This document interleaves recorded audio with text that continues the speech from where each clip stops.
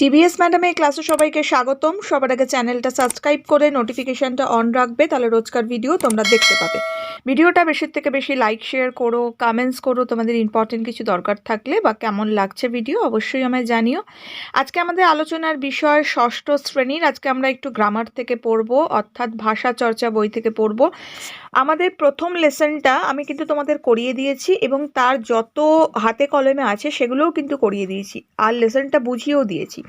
যারা দেখোনি, বাংলার যে প্লেলিস্টটা আছে, বাংলার সমস্ত আলোচনা পাতাবাহারের আমাদের হয়ে গেছে, বাংলার প্লেলিস্টটা আমি ডেসক্রিপশন বক্সে দিয়েছি, সেখান থেকে তোমরা দেখতে পারবে। ঠিক আছে, আজকে কিন্তু আমরা আলোচনা করব দ্বিতীয় অধ্যায়টা শুরু করব। ওকে, শুরু করা যাক। ভিডিওটা অবশ্যই লাইক করে দিও।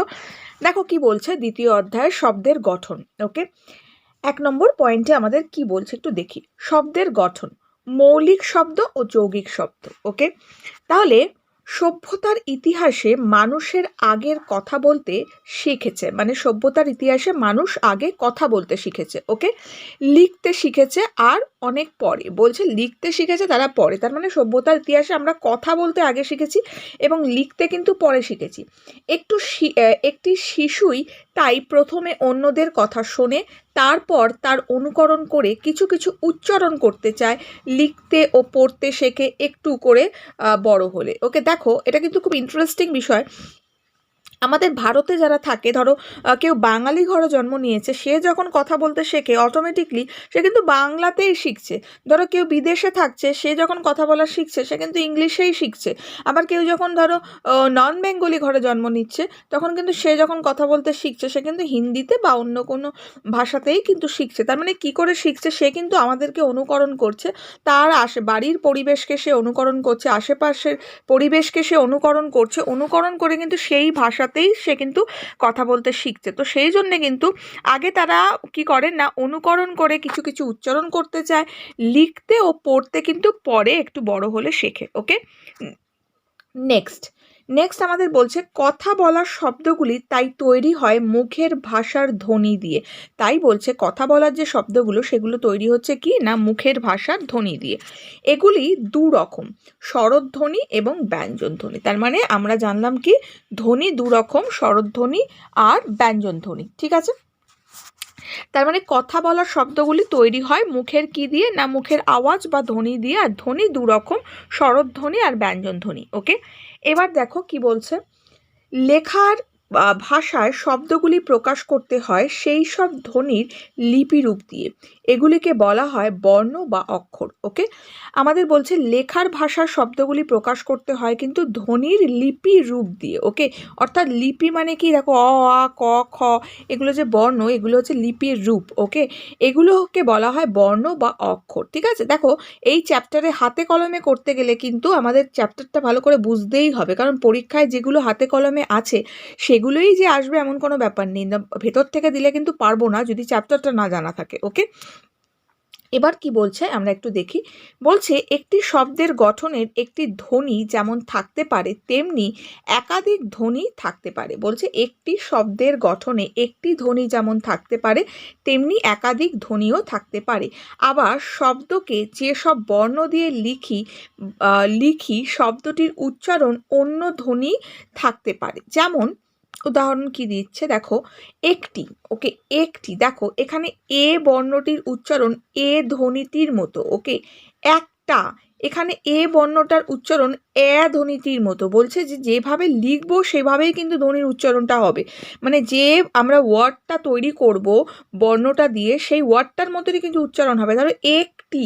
ওকে, তার মানে আমরা যখন উচ্চারণটা করছি কি করছি, একটি বলছি। আবার এক, দেখো উচ্চারণ করছি, এখানে একটার ক্ষেত্রে আমরা উচ্চারণ করছি। তো ভালো করে ফলো করে, একটির ক্ষেত্রে আমরা উচ্চারণ করছি একটি, কিন্তু একটার ক্ষেত্রে একটা। ওকে, তো এইটা কিন্তু আমাদের ফলো করার বিষয়। নেক্সট আমাদের কি বলেছে দেখো, অবাক। এখানে অ বর্ণটি উচ্চারণ অধ্বনির মতো। ওকে, অবাক যেমন হচ্ছে, রাইট, কিন্তু এখানে দেখো অতি, এখানে অধ্বনিটির উচ্চারণ ও ধ্বনির মতো, রাইট, অতি আমরা কি বলছি, অতি। ওকে, তাহলে ও এর মতো উচ্চারণ হচ্ছে না, কিন্তু অবাক, অবাক, তার মানে অ এর মতো উচ্চারণ হচ্ছে না, তো সেটাই কিন্তু বোঝাতে চাইছে। নেক্সট দেখো কি বলছে। নেক্সট বলেছে এবার দেখে নিই বিভিন্ন শব্দ গঠনে কিভাবে ধ্বনিগুলি থাকে। ও ও একটি স্বরধ্বনির সাহায্যে গঠিত। চা, চ যোগ আ, হ্যাঁ আমরা এটা জানি, আমরা বর্ণ বিশ্লেষণে শিখেছি। চ চ হচ্ছে ব্যঞ্জন বর্ণতে হসন্ত, যোগ আকার আছে তার আ, আর ও ধ্বনি দিয়ে ও, একটি স্বরধ্বনির সাহায্যে গঠিত, মানে একটাই মাত্র স্বরধ্বনির সাহায্যে কিন্তু গঠিত হচ্ছে এটা, ঠিক আছে। তারপরে কি বলছে দেখো, বলছে একটি স্বর, একটি ব্যঞ্জন, দুটো ধ্বনি, বলছে একটি স্বর ও একটি ব্যঞ্জন, দুটো ধ্বনি, ওকে। অভিক, ওকে। অ অভিক কিভাবে হচ্ছে দেখো, অ লিখে ভ লিখলাম, ভয়ে হসন্ত দিলাম, দীর্ঘিকার আছে বলে দীর্ঘই দিলাম, আর লাস্টে ক আছে বলে আমি ক দিলাম, হয়ে গেল অভিক। দুটি স্বরবর্ণ, দুটি ব্যঞ্জনবর্ণ, চারটে ধ্বনি, তার মানে ধ্বনি কটা হচ্ছে এখানে, চারটে। কিন্তু কিভাবে ভাগ হলো দেখতে পেয়েছো, দুটি স্বরবর্ণ, স্বরবর্ণ কোন দুটি দেখো, এইটা আর এইটা হচ্ছে স্বরবর্ণ, তাহলে দুটি কি হলো স্বরবর্ণ, আর দুটো ব্যঞ্জনবর্ণ, ব্যঞ্জনবর্ণ কোনটা, এটা আর এটা ব্যঞ্জনবর্ণ, তাহলে দুটো ব্যঞ্জনবর্ণ, তাহলে চারটে ধ্বনি। টোটাল ধ্বনি কটা হচ্ছে, একটা দুটো তিনটে চারটে, চারটে ধ্বনি, তাহলে চারটে ধ্বনির সহযোগে গঠিত। তোমার যদি এরকম একটা লিখে দিয়ে বলে এর মধ্যে কটা স্বরধ্বনি আর কটা ব্যঞ্জনধ্বনি আছে, টোটাল ধ্বনি কটা আছে, সেটাও কিন্তু বলতে হবে, ওকে। নেক্সট দেখো কি বলেছে, প্রজাপতি, প্রজাপতির ক্ষেত্রেও কিন্তু তাই, দেখো প আমরা ভাঙলে কি হয়, বর্ণ বিশ্লেষণ করলে প রফলা, রফলার র হচ্ছে, দেখো প বসলো, রফলার র, তারপরে কি হচ্ছে আকার নেই সেজন্য অ, তারপরে জ রয়েছে, জয় আকার, দেখো আকার আছে বলে আ, তারপরে দেখো প, প হচ্ছে কি আমাদের কোনো আকার নেই তাই প, অ, অ আসছে। আমি বর্ণ বিশ্লেষণ তোমাদের খুব ভালো করে শিখিয়েছি, যারা দেখোনি বর্ণ বিশ্লেষণের গ্রামারের প্লেলিস্ট থেকে দেখে নিও, ঠিক আছে। নেক্সট ত, দেখো ত আমরা লিখলাম, তয় হস্যিকার আছে বলে হস্যই, তার মানে এখানে কটা ব্যঞ্জনবর্ণ আর কটা স্বরবর্ণ রইল, আমরা দেখতে পাচ্ছি দেখো পাঁচটা ব্যঞ্জনবর্ণ। কটা ব্যঞ্জনবর্ণ, এই যে একটা, তারপরে দেখো দুটো, তারপরে দেখো এই একটা তিনটে, তারপরে দেখো চারটে, তারপরে দেখো পাঁচটা, পাঁচটা ব্যঞ্জনবর্ণ আর স্বরবর্ণ চারটে। দেখো এখানে রয়েছে অ, একটা স্বরবর্ণ, তারপরে এখানে দুটো স্বরবর্ণ, এখানে তিনটে স্বরবর্ণ, এখানে চারটে স্বরবর্ণ, ঠিক আছে। টোটাল বর্ণ কটা হলো, নটা, গুনলে পাবো কিন্তু আমরা নটা বর্ণ, ঠিক আছে, হয়েছে। তো এইভাবেই কিন্তু আমাদেরকে এগুলো শেখাচ্ছে বা করতে হচ্ছে, ওকে। নেক্সট কি বলছে দেখো, বলছে উচ্চারণ করার সময় ও, চা, দে, স্ত্রী, বল, দিকে, চুল, প্রায়, এই শব্দগুলো আমরা একেবারেই চেষ্টাতে উচ্চারণ করে ফেলতে পারি, অর্থাৎ কিছু শব্দ হয় আমরা কিন্তু একবারে উচ্চারণ করি, আবার কিছু শব্দ কিন্তু আমরা একবারে উচ্চারণ করতে পারি না। যেমন ধরো আমরা বল এক কথায় বলে দিই, বল, স্ত্রী একবারে বলে দিই, রাইট না, কিন্তু ধরো প্রজাপতি আমাদের বলতে গেলে কিন্তু ভাঙতে হয় সেটাকে। তো সেটাই বলছে যে একবারে কিন্তু কিছু শব্দ হয় যেগুলো আমরা উচ্চারণ করতে পারি, ওকে। নেক্সট বলছে কিন্তু শব্দ যদি মাঝারি বা বড় আকারের হয় তাহলে আর সেগুলো একবারের চেষ্টায় উচ্চারণ করা যাবে না। হ্যাঁ, যেমন প্রজাপতি আমি যে উদাহরণটা দিলাম, ওটা কিন্তু আমরা প্রজাপতি দুবারে উচ্চারণ করছি, কিন্তু আমাদের একবারে উচ্চারণ করা সম্ভব হচ্ছে না, কারণ শব্দটা কিন্তু বড়, ঠিক আছে, সেটাই বলছে। দেখো এখানে দিয়েছে অনেকগুলো, বলছে এখানে যেমন ধরো কোন দল, তারপরে দেখো এখানে দল, এখানে দল বলেছে, যে দলটা আরেকটু উঁচু ক্লাসে গিয়ে ভালো করে পড়তে পারবে, অষ্টম শ্রেণীতে আরও অনেক বিশ্লেষণ করা আছে। যাই হোক, কোন দল, দেখো কোন দল এখানে কিন্তু দুবার, মানে দুবার ভাঙা হচ্ছে, কোন দল, আমরা কোন দল কি বলছি, কোন দল, ওকে, দুবার ভাঙছি, একবার কোন একবার দল বলছি, তো কটা দল হচ্ছে, দুটো দল হচ্ছে। নেক্সট দেখো বলছে কোলাহল, দেখো কবার ভাঙছি, আঙুলে গোনো, কোলা হল, মানে দুবারে আমরা কিন্তু সরি তিনবারে বলছি কিন্তু, তো সেই জন্য কিন্তু এটা তিনটে দল হচ্ছে, লা হল, ঠিক আছে, বোঝা যাচ্ছে লা হল, তাহলে এটা কিন্তু ভাঙতে হচ্ছে। সো তারপরেই কিন্তু এটা উচ্চারণ করা সম্ভব হচ্ছে। দেখো ভাঙছি কিভাবে, লা হল, ওকে, তার মানে তিনটে দল হচ্ছে, ওকে। নেক্সট দেখো চঞ্চলতা ভাঙতে গিয়ে আমাদের কিন্তু চারটে দল লাগছে, ওকে। চঞ্চলতাকে যখন আমরা ভাঙছি তখন কিন্তু চারবারে আমাকে ভাঙতে হচ্ছে, কিভাবে দেখো চ, ল, তা, ঠিক আছে, তো চারটে দল এখানে বোঝা যাচ্ছে, তো চারবারে আমরা আঙুলে গুনলে বুঝতে পারবে, করে চ, ল, তা, করে গুনে করবে তাহলে কিন্তু খুব ইজি হবে, ওকে।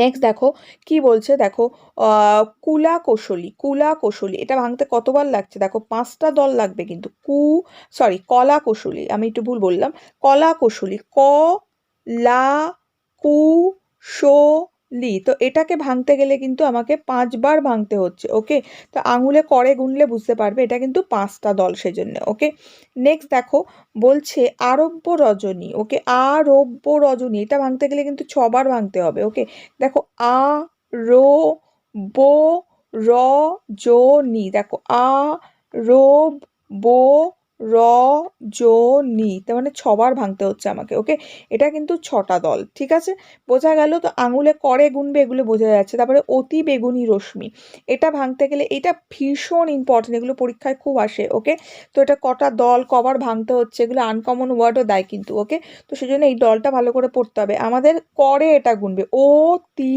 বেগুনি রশ্মি।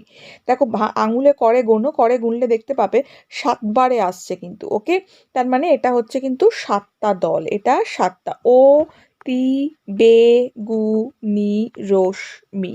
ওকে, বোঝা গেল? এইভাবে এইভাবে শব্দের উচ্চারণের সময় যে ভাঙা টুকরোগুলো পেলাম, কি বলছে এবার দেখি। বলছে এইভাবে শব্দের উচ্চারণের সময় যে ভাঙা টুকরোগুলো পেলাম, যেমন স রো জো, এই যেভাবে দেওয়া আছে। ঠিক আছে, তার মানে কি বলছে যে সেগুলি কোনো অর্থ হয় না। যেমন দিয়েছে এগুলি, এগুলোর কিন্তু অর্থ হয় না। এগুলি কেবল একবারে যতটা করে উচ্চারণ করা যায়, মানে দল উচ্চারণ করা যায় ততটুকুই অংশ। এবারে যদি অর্থের দিকে তাকাও তাহলে শব্দগুলি কেমন হচ্ছে। ওকে, যেমন দেখো অতি বেগুনি রশ্মি, যদি আমরা অর্থ করে মানে বলে বলতে চাই অতি বেগুনি রশ্মি, রাইট? দেখো এর আগে উচ্চারণটা আমরা দেখতে পেলাম, এই যে কিভাবে আমরা উচ্চারণ করছি। দেখো এখানে সরব, তারপরে জ নি রোষ, এইগুলো শব্দগুলো যে আমরা প্রত্যেকটা পেলাম, যেমন এখানে ধরো পেয়েছি আমরা এইভাবে, এই যে এইভাবে ধরো পেয়েছি অ রো বো জ ন জ নি, রাইট? এই প্রত্যেকটার যে আলাদা আলাদা যে আমরা পাচ্ছি, ব্যাপারটা বোঝার চেষ্টা করো, আলাদা আলাদা যে আমরা পাচ্ছি এগুলোর কি কোনো অর্থ দাঁড়াচ্ছে? কথাটার কি পার্টিকুলার সেই ওয়ার্ডটার কি কথা অর্থ দাঁড়াচ্ছে? দাঁড়াচ্ছে না। না, অতি বেগুনি রশ্মি দিয়ে যেমন বুঝিয়েছি, যেমন যদি আমি বলি কোনো অর্থ দাঁড়াচ্ছে? অর্থ দাঁড়াচ্ছে? দাঁড়াচ্ছে না। না, কিন্তু যদি আমি বলি এটাকে আমি 3বারে এভাবে ভেঙেছি, অতির একটা অর্থ দাঁড়াচ্ছে, শব্দটা হচ্ছে বেগুনি, একটা অর্থ দাঁড়াচ্ছে রশ্মি, একটা অর্থ দাঁড়াচ্ছে। তো এইভাবে ভাঙা যায়। যদি অর্থের দিকে তাকাও তাহলে কিন্তু শব্দটা আমরা এইভাবে ভাঙতে পারবো, দল হিসাবে কিন্তু ওইভাবে। ঠিক আছে, নেক্সট দেখো আরব্য রজনীকে অর্থের দিকে তাকিয়ে কিভাবে ভাঙা যায়। আরব্য রজনী। ওকে, কলা কুশলীকে কলা কুশলী, চঞ্চলতাকে চঞ্চলতাই বলতে হবে, কোলাহলকে কোলাহলই বলতে হবে, কোন্দলকে কোন্দলই বলতে হবে। এটা কিন্তু অর্থের দিকে তাকিয়ে, তোমায় যদি বলে অর্থের দিকে তাকিয়ে একটা তোমাদের ওয়ার্ড দিয়ে দিল, ওটাকে ভেঙে দেখাও, তখন কিন্তু এইভাবে। আর যদি বলে দল বিশ্লেষণ করো তাহলে কিন্তু ঠিক এইভাবে, দল বিশ্লেষণ করতে দিলে একদম এইভাবে কিন্তু, জাস্ট এ সেকেন্ড, তখন কিন্তু একদম এইভাবেই করতে হবে দল বিশ্লেষণটা। ঠিক আছে, বোঝা গেল? নেক্সট কি বলছে, প্রথম 3টির ক্ষেত্রে একের বেশি শব্দ জুড়ে ছিল, শেষ 3টির ক্ষেত্রে ওরকম গোটা গোটা শব্দ জুড়ে নেই, কিন্তু শেষ 3টি শব্দ কোনো কোনো টুকরো জুড়ে তৈরি হয়। বলছে প্রথম 3টের ক্ষেত্রে কিন্তু দেখো একের বেশি কিন্তু শব্দ জুড়ে আছে, একের বেশি, দেখো একটা নয় কিন্তু, এটা ভাঙতে গিয়ে কিন্তু একের বেশি শব্দ জুড়ে রয়েছে।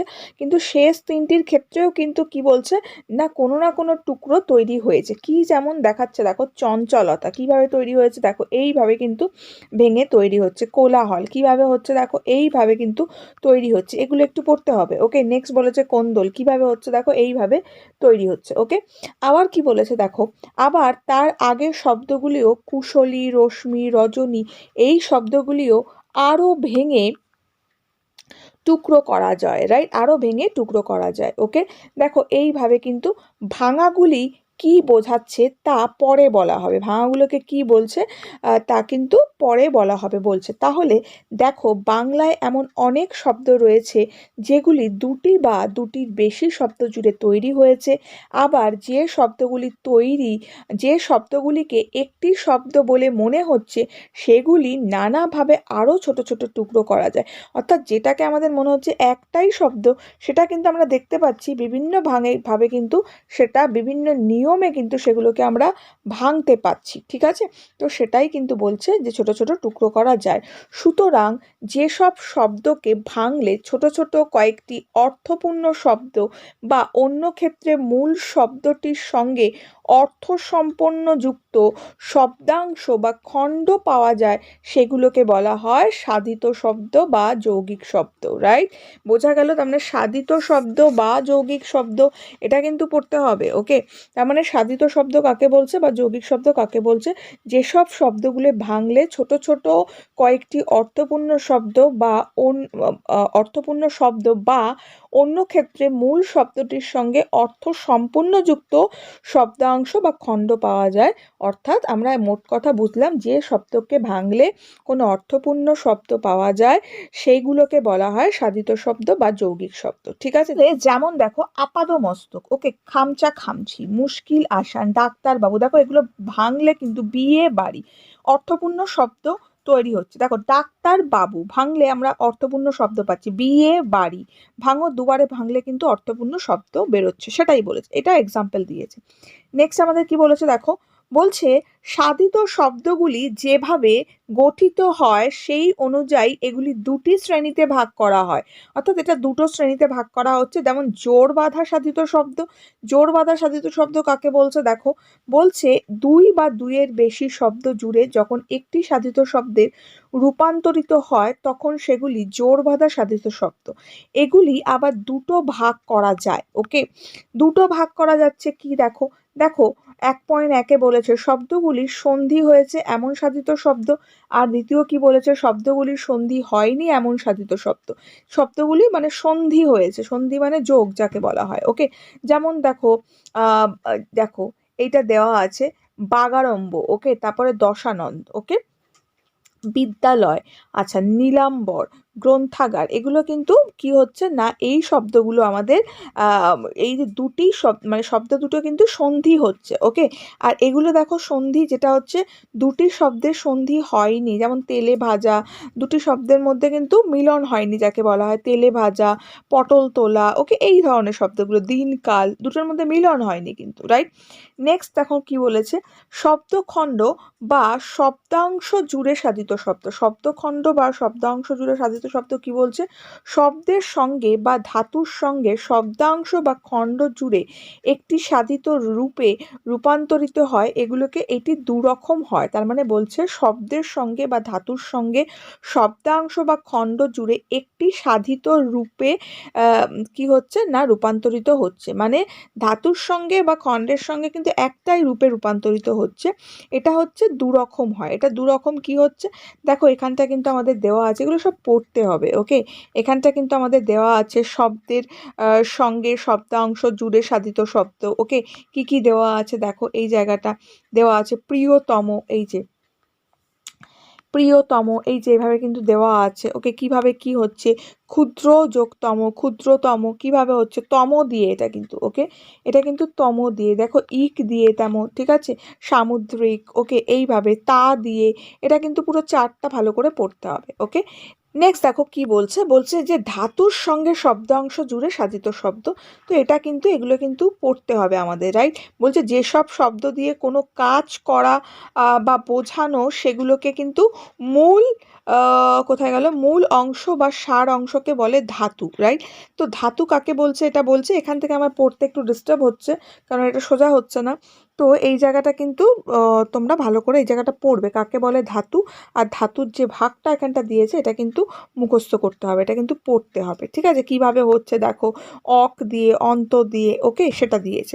নেক্সট কি বলেছে, চার্ট, ওটা একটা চার্ট, ওটা ভালো করে পড়তে হবে। নেক্সট কি বলেছে, এতক্ষণ ধরে যত শব্দ দেখলে সবগুলি তাহলে ভাঙা যাচ্ছে বা টুকরোগুলো অর্থপূর্ণ হচ্ছে, তাই এগুলোকে সবই সাধিত বা যৌগিক। অর্থাৎ এগুলো কি যে টুকরো হয়েছে বা ভাঙা গিয়েছে এগুলো সবই কিন্তু অর্থপূর্ণ। যেমন দেখো এই জায়গাটা ভাঙা যাচ্ছে, এগুলো কিন্তু অর্থপূর্ণ শব্দ। ওকে, তো সেই জন্যই বলছে এগুলো অর্থপূর্ণ, তাই ভাঙা যাচ্ছে, এগুলোকে সাধিত বা যৌগিক শব্দ বলছে। ঠিক আছে, কিন্তু এছাড়া আরও এক ধরনের শব্দ গঠন আমরা দেখব, যেসব শব্দ, এটা পড়তে হবে, যেসব শব্দকে আর ভাঙা যায় না বা শব্দটির থেকে ছোট খণ্ড ভাঙলে তার আর কোনো অর্থ পাওয়া যায় না, সেই জাতীয় অবিভাজ্য শব্দগুলো শব্দগুলোকে সিদ্ধ শব্দ বা মৌলিক শব্দ বলা হয়। তাহলে মৌলিক শব্দ বা সিদ্ধ শব্দ, দেখো মৌলিক শব্দ ও কাকে বলছে, যে শব্দগুলো ভাঙলে আমরা কোনো রকম কোনো অর্থপূর্ণ শব্দ পাবো না। যেমন আমরা বলতে পারি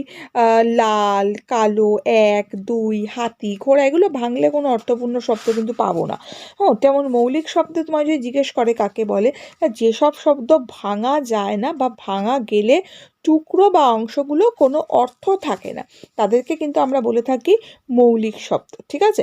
আর যৌগিক শব্দ কাকে বলছে বা সাধিত শব্দ কাকে বলছে, যেসব শব্দগুলো ভাঙলে ছোট ছোট অর্থপূর্ণ শব্দ অথবা মূল শব্দটার সঙ্গে অর্থ সম্পর্কযুক্ত শব্দাংশ বা খণ্ড পাওয়া যায়, তাদেরকে বলা হয় সাধিত শব্দ বা যৌগিক শব্দ। ঠিক আছে।